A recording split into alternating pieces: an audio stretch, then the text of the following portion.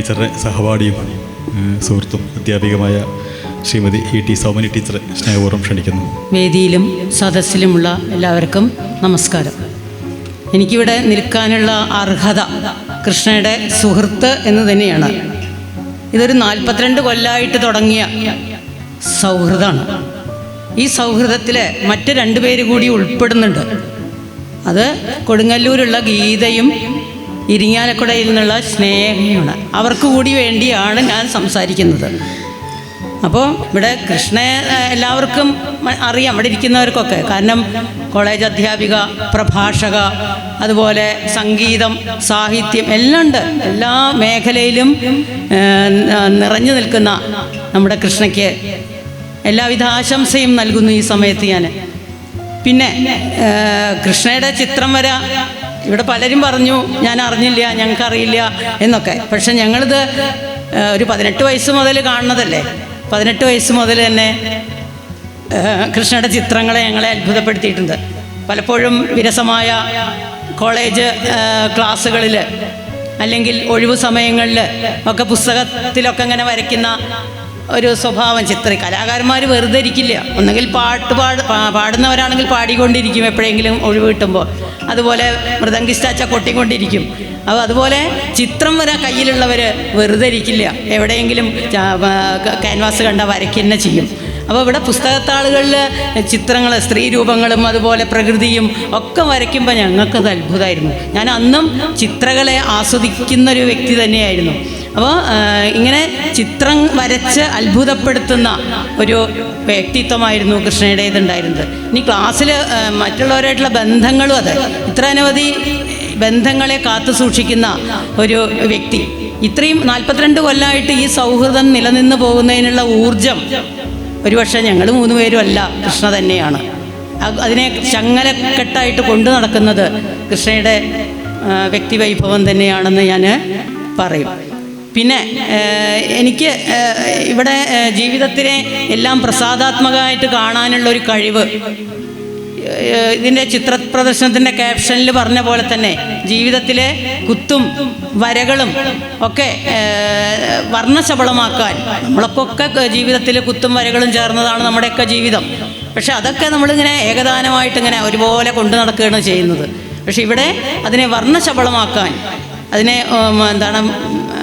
വിരസമല്ലാതാക്കാൻ ഉള്ള കഴിവ് കൃഷ്ണയ്ക്കുണ്ട്. അതുതന്നെയാണ് ഇതുവരെ വന്ന് നിൽക്കുന്നത്. ഇത്രയും ഞാനൊക്കെ റിട്ടയർ ചെയ്തിട്ട് വീടിൻ്റെ ഉള്ളിൽ ഒതുങ്ങിക്കഴിയുന്നൊരു വ്യക്തിയാണ്. അതുകൊണ്ട് അധികമൊന്നും എവിടെയും സംസാരിക്കാറില്ല.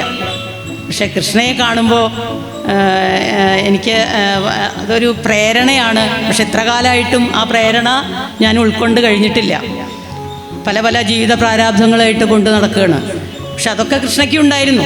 എന്നാലും ചിത്രം വരയിൽ പ്രഗത്ഭയാകാൻ കഴിഞ്ഞതിൽ ഞാൻ ഏറെ സന്തോഷിക്കുന്നു. പിന്നെ ചിത്രം വരയെക്കുറിച്ച് പറയുമ്പോൾ എനിക്ക് മറ്റൊരു കാര്യം ഓർമ്മ വരികയാണ്. 38 കൊല്ലം മുമ്പ് B.Ed ക്ലാസ്സിൽ, ഞാൻ ഒറ്റപ്പാല NSSലാണ് B.Ed ചെയ്തത്. B.Ed ക്ലാസ്സിൽ എനിക്കൊരു മാഗസിൻ തയ്യാറാക്കാനുണ്ടായിരുന്നു. എല്ലാവരും ഓരോരുത്തരും വ്യക്തിപരമായിട്ടുള്ള മാഗസീനാണ് ഉണ്ടാക്കേണ്ടത്. അപ്പോൾ ഞാനും കൃഷ്ണയും കൂടി സംസാരിച്ചു. അവർ ഞങ്ങൾ 2 പേരും ചർച്ച ചെയ്തു എന്തൊക്കെയാണ് മാഗസീനിലെ കണ്ടൻറ്റ് വേണ്ടതെന്ന്. അപ്പോഴാണ് ഞങ്ങൾക്ക് പ്രിയപ്പെട്ടതായ കുറേ സാഹിത്യകൃതികൾ ഞങ്ങൾ തേടിയെടുത്തു. അതിൽ സഫലമീ യാത്ര, എനങ്കക്കാടിൻ്റെ സഫലമീ യാത്ര ഉണ്ട്. അതുപോലെ മൂന്നാമതൊരാൾ മുണ്ടൂർ കൃഷ്ണൻകുട്ടി മാഷുടെ മൂന്നാമതൊരാൾ, പിന്നെ ഗോപികാദണ്ഡകം, അയ്യപ്പ പണിക്കരുടെ ഗോപികാദണ്ഡകം. ഇതിനൊക്കെ ഇല്ലസ്ട്രേഷൻ ചെയ്തത് കൃഷ്ണ തന്നെയാണ്. കൃഷ്ണയുടെ അത് കണ്ട ചിലപ്പോൾ മാഗസിൻകാരും കൊണ്ടുപോയിരുന്നു. അത്രയും നല്ല ഇല്ലസ്ട്രേഷനായിരുന്നു. സഫലമീ യാത്രയുടെയൊക്കെ ആ മരണത്തിലേക്ക് പോകുന്ന ആ ഒരു യാത്ര പോകുന്ന ആ ഒരു ചിത്രത്തിലും കൂടി ആ ഒരു കണ്ടൻറ്റ് ഉൾക്കൊള്ളിക്കാൻ കഴിഞ്ഞു എന്നുള്ളത് തന്നെയാണ്. അതുപോലെ ഗോപികാദണ്ഡകത്തിൽ അതെ, കൃഷ്ണനെ കാത്തിരിക്കുന്ന രാധികയുടെ ചിത്രമാണ് വരച്ചത്. മൂന്നാമതൊരാളിൽ അച്ഛനും മകനും, കഥ വായിച്ചവർക്കറിയാം, അച്ഛനും മകനും ഒരു നിഴൽ പോലെ നിൽക്കുന്ന ഒരു ചിത്രം, പേജിൽ നിറഞ്ഞു നിൽക്കുന്ന ഒരു ചിത്രം. അങ്ങനെ എനിക്ക് ആ ഒരു മാഗസിൻ ഇറക്കൊന്നും വേണ്ട, അവിടെ കാണിക്കേ വേണ്ടു. കമ്മീഷൻ വരുന്ന സമയത്ത് ഒരു മാഗസിൻ കാണിക്കണം. അതിന് കയ്യെഴുത്ത് മാസികയാണ്. ആ കയ്യെഴുത്ത് ചെയ്തതും കൃഷ്ണ തന്നെയാണ്. പറയുകയാണെങ്കിൽ 90% കൃഷ്ണയുടെ കയ്യൊപ്പ് തന്നെയാണ് അതിലുണ്ടായത് എന്ന് തന്നെ പറയാം. എഡിറ്റ് ചെയ്തിട്ടേ ഞാൻ ചെയ്തിട്ടുള്ളൂ, മറ്റെല്ലാം കൃഷ്ണ തന്നെയാണ് ചെയ്തത്. അത് ഒരു ചിത്രകാരി ആയതുകൊണ്ട് തന്നെയാണ്. നല്ലൊരു കയ്യക്ഷരവും കയ്യിലുണ്ട്, അതും ആർക്കും അറിയില്ലല്ലോ. നല്ല കയ്യക്ഷരമുണ്ട്.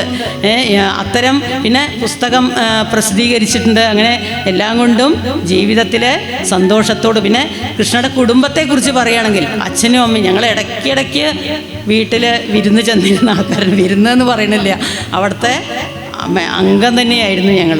അച്ഛൻ, അമ്മ, അമ്മായി, ഇവരൊക്കെ അതെ ചെറിയമ്മമാരൊക്കെ ഞങ്ങളുടെ സ്വന്തം ചെറിയമ്മയാണ്.